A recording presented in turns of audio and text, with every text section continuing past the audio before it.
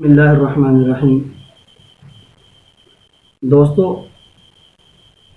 آج ہم آپ کے سامنے ایک کتاب جس کا نام 5 منٹ کا مدرسہ ہے اس کو شروع کرنے جا رہے ہیں، اور جس ترتیب نے جس طریقے سے علماء کرام نے اس کو لکھا ہے بہت ہی پیارا انداز ہے۔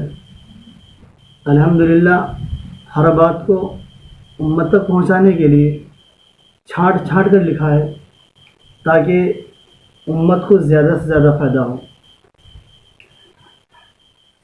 اس سبق کے اندر اس کے 10 پارٹ کیے گئے ہیں ایک سبق کے، تو انشاءاللہ یہ شروع کرتے ہیں۔ سب سے پہلے تاریخ اسلام ہے کہ اسلام کی تاریخ، اس کی حقیقت کیا ہے۔ تو یہ فرمایا گیا کہ اللہ تعالیٰ نے سب سے پہلے قلم کو پیدا فرمایا۔ اللہ تعالیٰ ہمیشہ سے ہے اور ہمیشہ رہے گا۔ ہر چیز کو اللہ تعالیٰ نے پیدا کیا ہے، اور ایک دن اسی کے حکم سے ساری کائنات ختم ہو جائے گی۔ یہ بات تو واضح ہے کہ اللہ جل شانہ ہر چیز پر قادر و مطلق ہے، اور وہ ہر چیز کو فنا کرنے والا ہے۔ جیسے اللہ رب العزت ہر چیز کو پالنے والے ہیں، اسی طریقے سے اللہ جل شانہ ہر چیز کو فنا کرنا بھی جانتے ہیں۔ قرآن پاک میں اللہ تعالیٰ فرماتا ہے کہ ہر چیز ختم ہو جائے گی اور صرف آپ کی عزت اور بزرگی والے رب کی ذات باقی رہے گی۔ یہ بیان سورہ رحمان میں ہے، 26 اور 27 آیت میں۔ حدیث شریف میں آتا ہے، حضرت عبادہ بن صامت رضی اللہ تعالیٰ بیان فرماتے ہیں کہ رسول اللہ صلی اللہ تعالیٰ علیہ وسلم نے فرمایا، اس دنیا کے تمام چیزیں، جتنی بھی چیزیں اللہ جل شانہ نے بنائی ہیں، ان سب چیزوں میں سب سے پہلے اللہ تعالیٰ نے قلم کو بنایا اور اسے لکھنے کا حکم دیا۔ قلم کو بنانے کے بعد اللہ جل شانہ نے اس کو حکم دیا لکھنے کا، تو اس نے عرض کیا، اے میرے پروردگار، اے میرے اللہ، میں کیا لکھوں؟ اللہ تعالیٰ نے اسے قیامت تک کی پوری کائنات کی تقدیر لکھنے کا حکم دیا۔ یہ ابو داؤد شریف میں ہے۔ پھر اس نے اس وقت سے قیامت تک جو بھی چیزیں آنے والی ہیں تمام چیز کو لکھ دیا گیا۔ ایک دوسری حدیث میں رسول پاک صلی اللہ تعالی وسلم نے فرمایا، اللہ تعالیٰ نے مخلوق کی تقدیر کو زمین و آسمان کی پیدائش سے 50,000 سال پہلے لکھ دیا۔ تو انسان کے ساتھ میں اچھا اور برا کام جو بھی ہونے والا ہے، اللہ جل شانہ نے اس کو زمین و آسمان کے بنانے سے 50,000 سال پہلے لکھ دیا گیا۔ یہ مسلم شریف میں ہے۔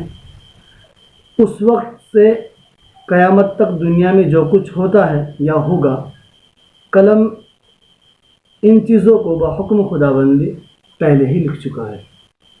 یہ ایک اسلامی تاریخ ہے۔ نمبر 2، اللہ تعالیٰ کی قدرت کہ اللہ جل شانہ کس طریقے سے ہر چیز پر قادر ہے، اس کے بارے میں آسمان کی تفصیل لکھی ہے۔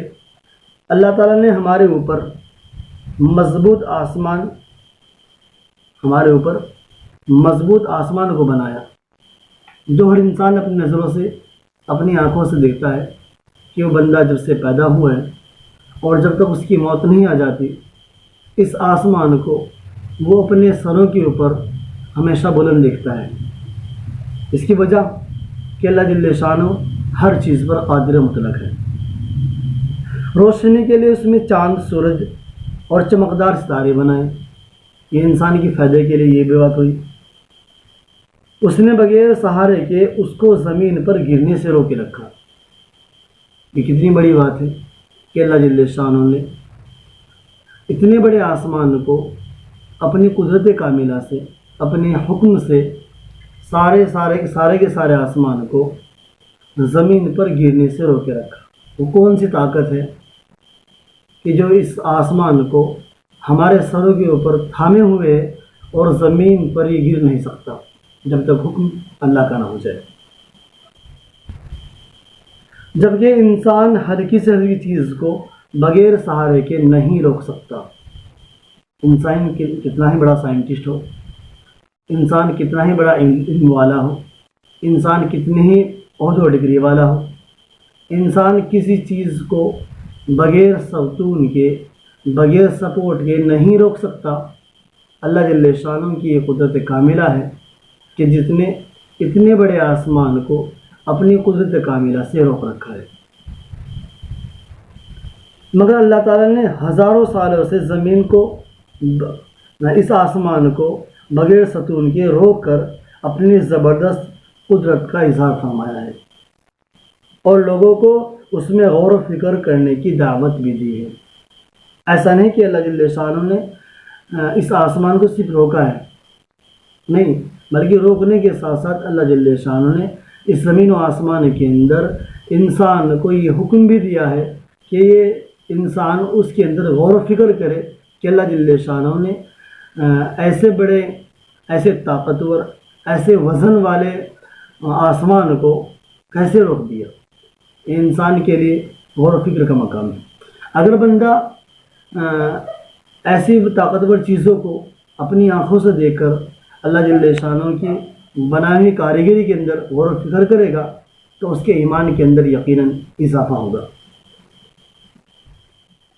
کہ کیا وہ نہیں دیکھتے کہ آسمان کو بغیر ستون کے بلند کر دیا؟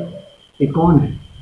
یہ اللہ ہے، جس نے انسان کے سروں کے اوپر آسمان کو بلند کیا ہے۔ نمبر 3، ایک فرض کے بارے میں چند باتوں پر ایمان لانا۔ چند باتیں، تقریباً 7 باتیں ہیں جن پر ہر انسان کو، ہر مسلمان کو ایمان رکھنا ضروری ہے۔ سب سے پہلی بات اس میں آمنت باللہ ہے۔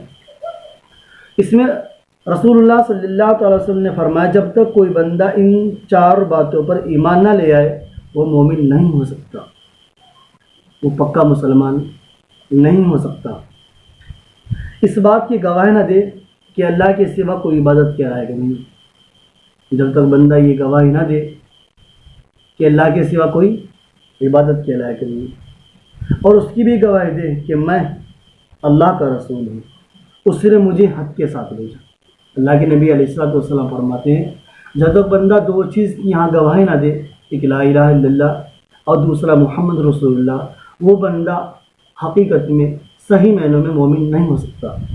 اس لیے دوستو، اپنے آپ کو صحیح مومن بنانے کے لیے، ایک اچھا مسلمان بنانے کے لیے اس بات کی گواہی دینا ضروری ہے کہ اللہ کے سوا کوئی معبود نہیں اور محمد عربی صلی اللہ تعالی وسلم اللہ کے رسول ہے۔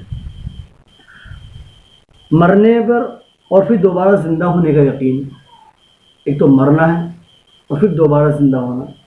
اس بات کی دلیل یہ بھی ملتی ہے کہ جب بندہ مرنے کے اوپر یقین رکھے گا پھر وہ کبھی انسان برا کرنے کی کوشش نہیں کرے گا، اور پھر بندہ مر بھی گیا، برا بھی کیا، لیکن اس کا یقین اور مضبوط اس طریقے سے ہے کہ یہاں پر اس انسان کو اللہ کے سامنے دوبارہ کھڑا بھی ہونا ہے۔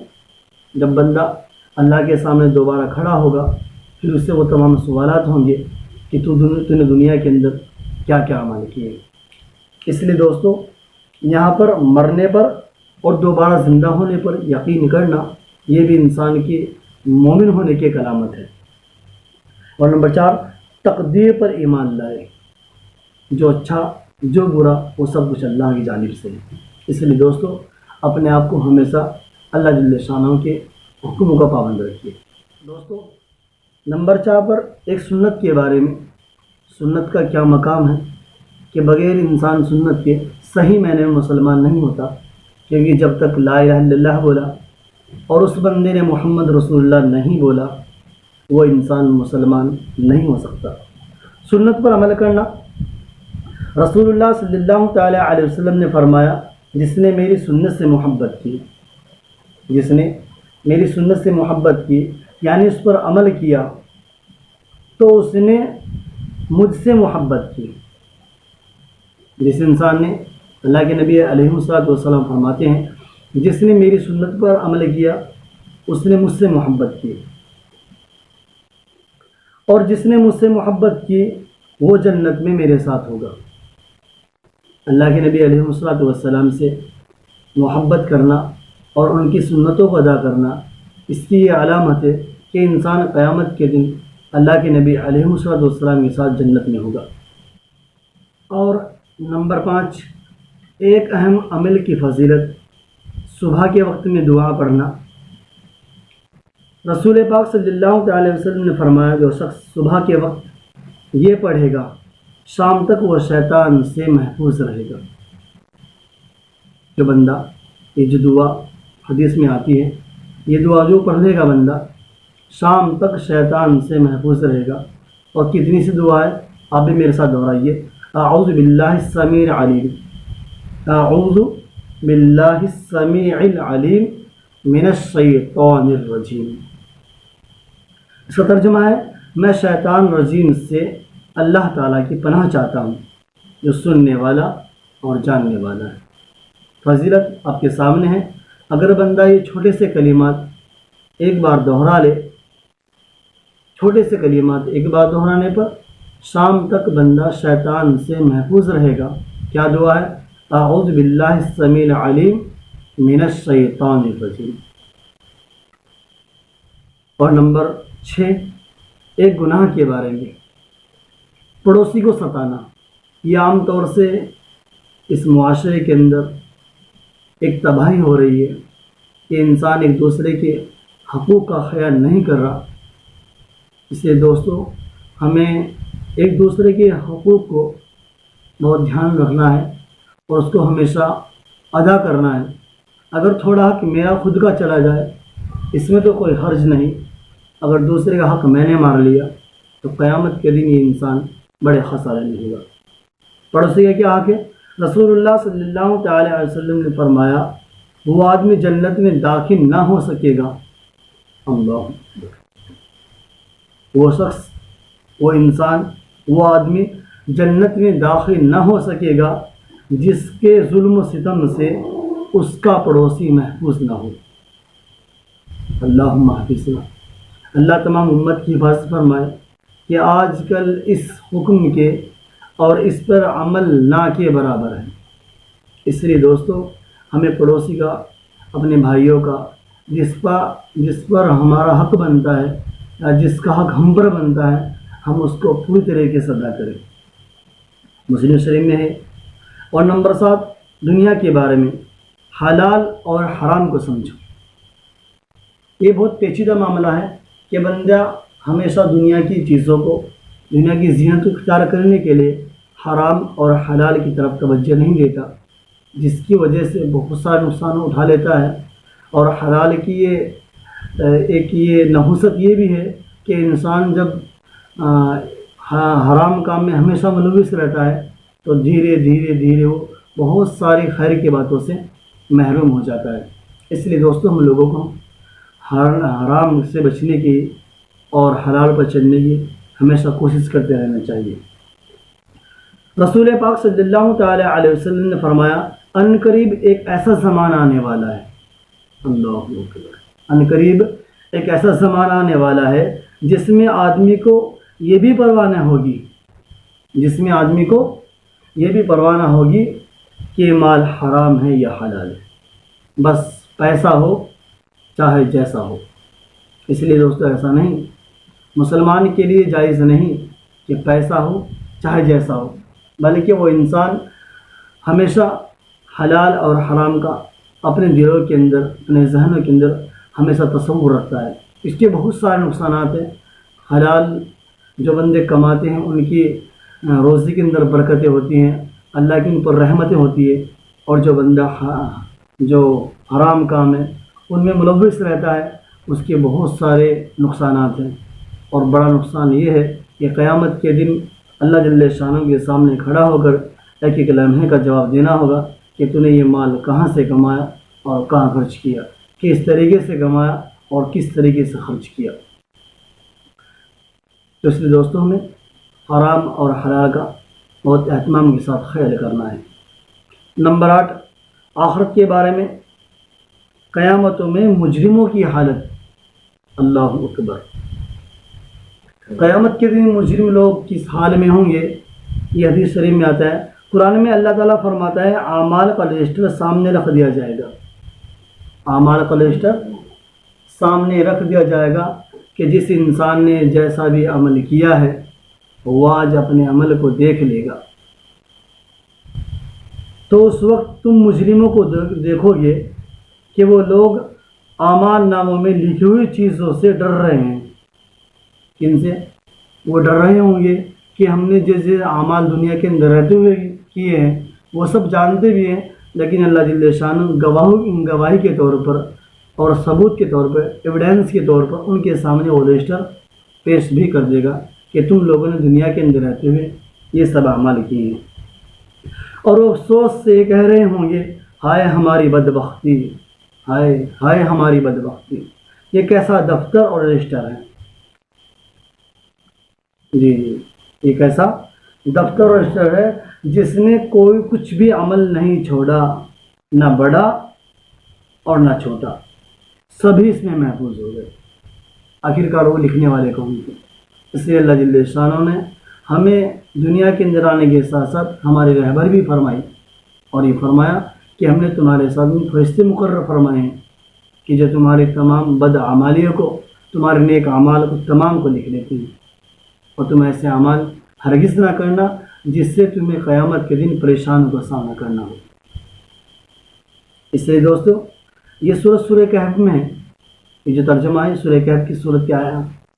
اس لیے دوستو ہمیں اپنے آپ کو ہمیشہ ایسے اعمال میں لگے رہنا چاہیے جس سے بندے کا نقصان نہ ہو، اور ہمیشہ وہ اعمال ان اعمال سے بچتے رہنا چاہیے جس میں انسان کا نقصان ہو۔ نمبر 9، طبی نبی سے علاج۔ علاج تقدیر کے خلاف نہیں، علاج کرانا تقدیر کے خلاف نہیں، انسان کو اپنا علاج کرانا چاہیے۔ اس میں حضرت ابو حزامہ رضی اللہ تعالیٰ بیان فرماتے ہیں ایک شخص نے رسول پاک صلی اللہ تعالیٰ علیہ وسلم سے عرض کیا، صحابہ کی بھی الگ صفات ہے کہ تمام صحابہ کرام رضی اللہ تعالیٰ اجمعین نے چھوٹے چھوٹے اعمال اللہ کے نبی علیہ السلام سے پوچھ کر ہمارے لیے راستے ہموار کر دیے، تاکہ قیامت تک کے آنے والے انسانوں کو کسی طرح کی کوئی پریشانی ہرگز نہ ہو۔ اس لیے فرماتے ہیں ایک شخص رسول پاک صلی اللہ تعالی علیہ وسلم سے عرض کیا، ایک شخص نے، اے اللہ کے رسول، ہم لوگ جو جھاڑ پھونک اور دواؤں کا استعمال کرتے ہیں، جو ہم جھاڑ پھونک کر لیتے ہیں، دم کرا لیتے ہیں اور دواؤں کا استعمال کر لیتے ہیں اور پرہیز بھی کرتے ہیں، تو اس سے تقدیر الہی کی مخالفت تو نہیں؟ ایسا تو نہیں کہ ہم یوں جھاڑ پھونک کر لیتے ہیں اور دوائی کر لیتے ہیں، اپنا علاج کرا لیتے ہیں، ایسا تو نہیں کہ تقدیر الہی کے برخلاف کام کر رہے ہیں؟ اس پر رسول اکرم صلی اللہ تعالی علیہ وسلم نے فرمایا یہ بھی تقدیر الہی ہے۔ یہ کیا ہے؟ تقدیر الہی۔ انسان کو جو اللہ نے دنیا کے اندر رہتے ہوئے جو بیماری دی ہے تو اس کا علاج کرانا بھی ضروری ہے۔ اس لیے دوستو علاج کرانے کے ساتھ ساتھ اللہ سے توکل کرنا کہ ٹھیک صرف اللہ کرنے والے ہیں۔ یہ تو مسلمان کی بات نہیں، اگر آپ غیر مسلم سے ہی بات کرو گے وہ بھی آپ کو صرف یہی بات کہے گا کہ جی ہمارا کام تو یہ ہے کہ ہم دوائی کھا لیں، پرہیز کر لیں، اس کے علاوہ جو شفا دیتا ہے، جو انسان کو فائدہ پہنچاتا ہے، وہ صرف اللہ کی ذات ہے۔ اس لیے دوستو ہمیں جھاڑ پھونک کا اور ساتھ میں دواؤں کا استعمال سے گریز نہیں کرنا چاہیے، لیکن اس قدر ان کے چکر میں نہ پڑنا چاہیے تاکہ انسان اللہ کو ہی بھول جائے۔ اور دوستو نمبر 10 پر قرآن کی نصیحتیں۔ قرآن میں اللہ تعالیٰ فرماتا ہے یہ کلام بڑے رحمان اور نہایت رحم کرنے والے کی طرف سے نازل کیا گیا ہے۔ انسانوں کے اوپر جو یہ قرآن پاک نازل ہوا ہے یہ بڑے رحمان کی طرف سے نازل کیا گیا ہے۔ یہ ایک ایسی کتاب ہے جس کی آیتیں صاف صاف بیان کی گئی ہیں۔ یہ ایسا قرآن ہے جو عربی زبان میں ہے، ایسے لوگوں کے لیے ہے جو سمجھدار ہیں۔ یہ قرآن خوشخبری دینے والا ہے اور عذاب سے ڈرانے والا ہے۔ قرآن پاک انسان کی ہر حال میں رہبری فرماتا رہتا ہے، کبھی انسان کو اللہ جل شانہ کی طرف متوجہ کرنے کے لیے جنت کی خوشخبریاں سناتا ہے، اور جب انسان نہایت غافل ہو جاتا ہے اور وہ انسان حد سے تجاوز کر لیتا ہے تو پھر انسان کو یہ قرآن پاک عذاب کی طرف بھی متوجہ فرماتا ہے۔ دیکھ غافل، اگر تو غفلت میں یوں ہی پڑا رہا پھر اللہ جل شانہ کا عذاب بھی بڑا شدید ہے۔ اس لیے دوستو، آپ سے درخواست اس بات کی ہے کہ اپنے آپ کو بھی ہمیشہ گناہوں سے بچائیے، نیکی کی طرف متوجہ رہیے، تاکہ انسان کا نقصان ہرگز دنیا کے اندر رہتے ہوئے نہ ہو، کیونکہ دنیا ایک عارضی چیز ہے اور جو آخرت ہے وہ ہمیشہ کے لیے اور دائمی چیز ہے۔ چلو، امید ہے آپ کو یہ پسند آئی ہوگی اور آپ انشاءاللہ ہمارے ساتھ بنے رہیں۔ ہم اسی طریقے سے آپ کے سامنے یہی کتاب انشاءاللہ روز بروز پیش کرنے کی کوشش کریں گے۔ تو اپنے بھائی کو دیجیے اجازت۔ اللہ حافظ۔